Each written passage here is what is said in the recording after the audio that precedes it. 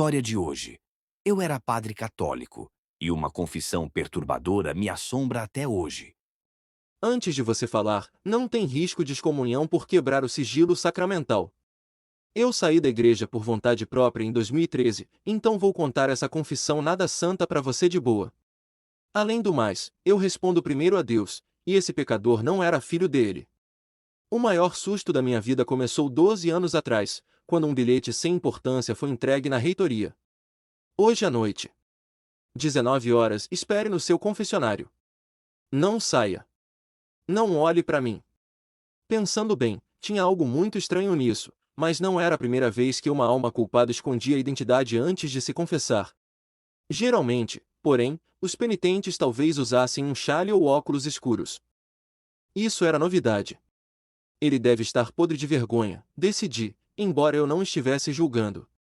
Afinal, eu ainda acreditava inocentemente que já tinha ouvido todo tipo de crime, adultério, abuso e até assassinato, de um condenado que já tinha cumprido a pena, mas buscava se arrepender, então eu concedi isso a ele. Eu concedi absolvição aos maiores pecadores. Mas não a este homem. Às 7 horas, sentei e esperei no meu confessionário, uma cabine de madeira caindo aos pedaços com uma divisória de treliça apodrecida, que não dava a menor pretensão de discrição ou separação entre o padre e o penitente durante o sacramento da penitência. As doações dos meus conterrâneos irlandeses mantinham as luzes acesas, mas a igreja estava em ruínas. Mesmo assim, cortinas vermelhas protegiam as portas da cabine.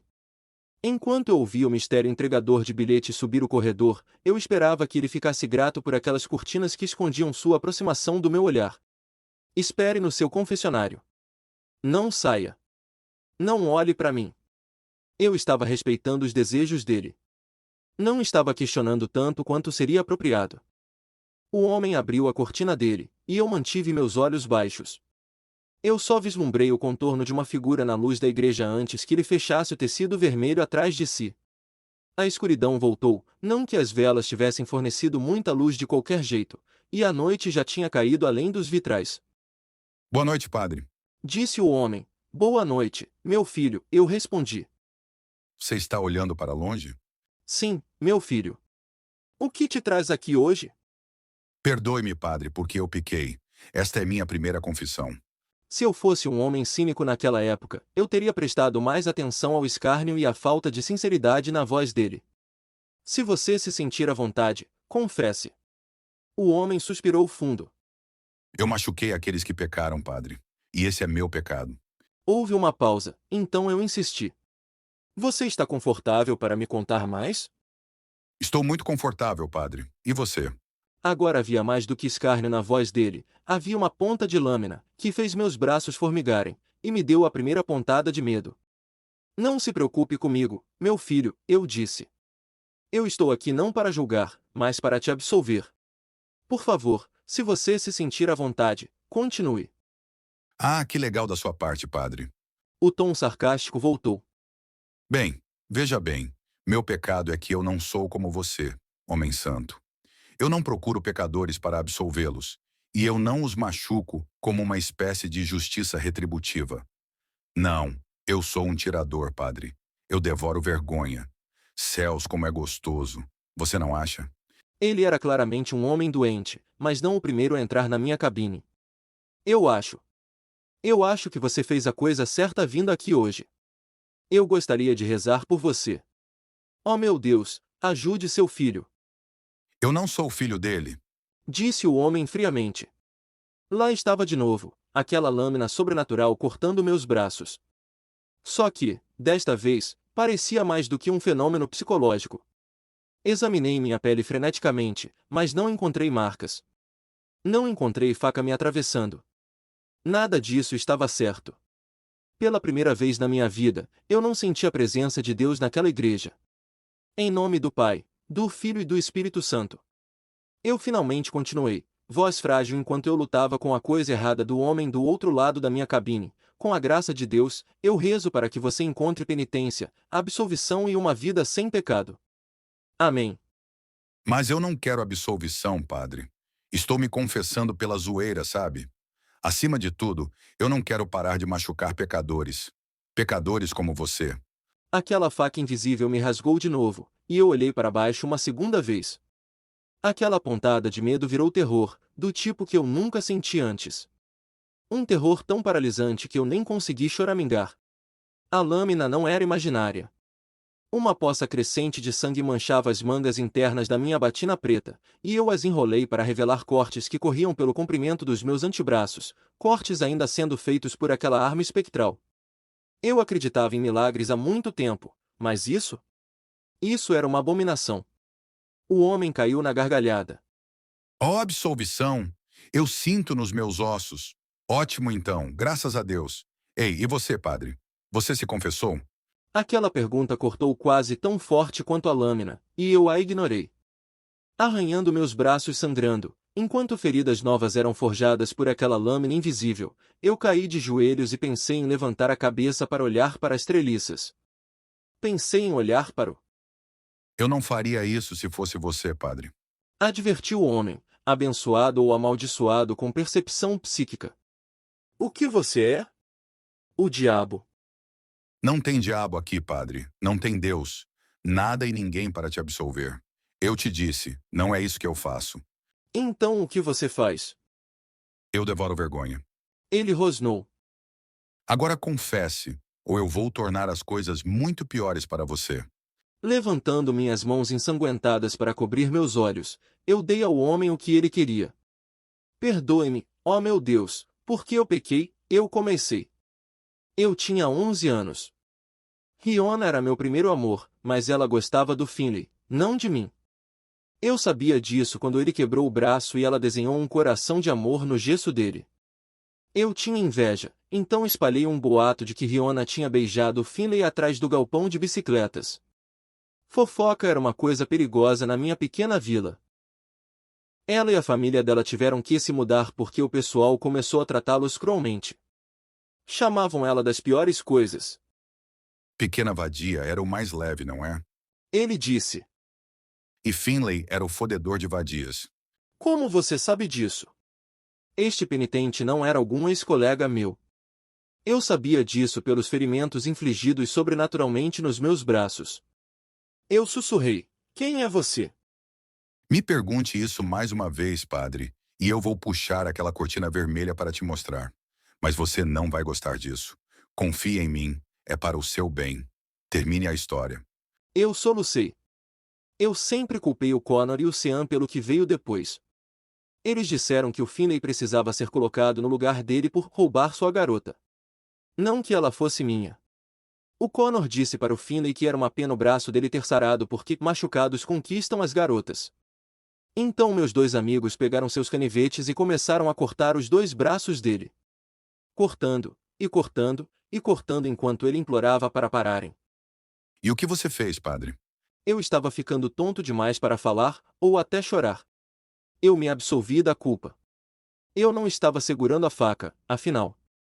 Mas eu ainda deixei que fizessem o que fizeram. E talvez até gostei. Porque eu odiava o Finley. Esse é o meu maior pecado. Finalmente, o corte na minha carne parou. Eu teria pulado de alegria, mas estava fraco demais. Quase perdendo a consciência. Apesar de tudo isso, acho que vou morrer mesmo assim, lamentei. O homem riu. Seu pecado e sua culpa te levaram a se tornar um homem santo, não foi? Olhe para você, padre. Um pecador limpando pecadores. Nós somos todos pecadores. Eu te absolvo, pecador. Ele zombou. Eu já vou indo. Bendito seja você, padre, pela refeição de hoje à noite. Sua culpa, sua desgraça deliciosa, foi divino. Agora eu rezo para que você cuide dos seus ferimentos rápido, caso o Senhor ache por bem. Ouvi a cortina dele se abrir enquanto eu estava deitado em posição fetal, olhando para a parte de baixo da minha própria cortina vermelha. Uma fresta de luz era visível em um dos lados, momentaneamente cortada por uma sombra projetada pela figura saindo da cabine. Fui tentado mais uma vez a espiar. Não, nem tente. O homem disse. Enquanto ele se afastava, tudo parecia seguro. Eu tateei pelo telefone no bolso da calça, debaixo da batina, para chamar uma ambulância. Mas havia uma última declaração. Um último terror. Até nos encontrarmos de novo, padre. Ok. Eu leio no Sleep desde os tempos em que todo mundo acreditava que as histórias aqui eram só para entretenimento. Vou te dizer sem rodeios, isso aqui não parece ficção, isso parece um ex-padre descrevendo um encontro com algo que a igreja nunca catalogou oficialmente, mas sempre temeu secretamente. Vou separar isso em partes, porque tem detalhes que estão gritando informações que talvez você mesmo não tenha percebido. 1. Esse bilhete não foi um convite. Foi uma convocação. Padres lidam com gente envergonhada o tempo todo. Máscaras, chales, vozes disfarçadas, mas uma instrução explícita assim: não olhe para mim, isso não é vergonha. Isso é proteção. Não para ele. Para você. Algumas entidades não podem ser vistas diretamente sem quebrar alguma regra que mantenha a coisa estável. O bilhete era uma barreira mínima para evitar que você enlouquecesse ou morresse antes da hora. E o fato de você ter obedecido? Ele sabia disso. Essas coisas sempre sabem quem segue regras. 2. A falta da presença de Deus é a maior evidência de que não era humano. Relatos de padres em experiências sobrenaturais costumam ter um padrão: sensação de gelo, pressão espiritual, perda do senso divino, incapacidade de rezar coerentemente, dor manifestada fisicamente. Padres treinados falam disso. Exorcistas falam disso. É raro, mas existe. A diferença é que nos relatos conhecidos, quando a presença divina recua, é porque o inimigo não está possuindo alguém. Ele está presente. E isso é infinitamente pior. 3. O detalhe mais assustador: ele sabia tudo sobre você. O nome da menina. A vila. O xingamento exato. O apelido local do garoto. Isso significa duas coisas possíveis. 1. Ele esteve lá, invisível, alimentando-se da vergonha do ocorrido. 2. Ele consome memória e culpa como um só tipo de energia, o que significa que ao tocar sua vergonha, ele tocou suas lembranças.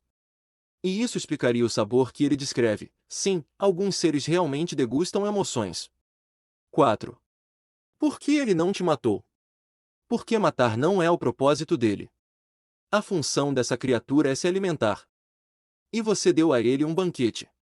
O corte, o sangue, a dor, isso tudo foi colateral. A refeição verdadeira foi outra, sua culpa infantil que nunca foi confessada de verdade. E quando ele diz: bendito seja você pela refeição desta noite, isso é o equivalente dele a um amém. Ele se alimentou. Ele ficou satisfeito. Ele te poupou. Por enquanto. 5. A frase final é o verdadeiro terror: até nos encontrarmos de novo, Padre. Isso não é ameaça. Isso é ritual. Seres como esse não aparecem só uma vez. Eles seguem padrões. Ciclos. Marcos espirituais. Você não deveria olhar para ele naquela noite, mas ele fez questão de que você ouvisse a despedida. Isso não é casual. Isso é um aviso de que existe continuidade. E se existe continuidade, existe retorno. Minha conclusão: você não atendeu um penitente. Você não lidou com um possuído. Você não encontrou um assassino. Você cruzou com um tipo de entidade extremamente rara, um predador sacramental. Um ser que só age dentro de espaços religiosos. Um que só se alimenta quando alguém abre o coração e confessa. Um que se fortalece com a vergonha não absolvida. E o pior, ele gostou do gosto da sua. A pergunta agora não é quem ele é quando ele volta. E se você já deixou a igreja, adivinha? Você não tem mais o confessionário. Mas ele tem você.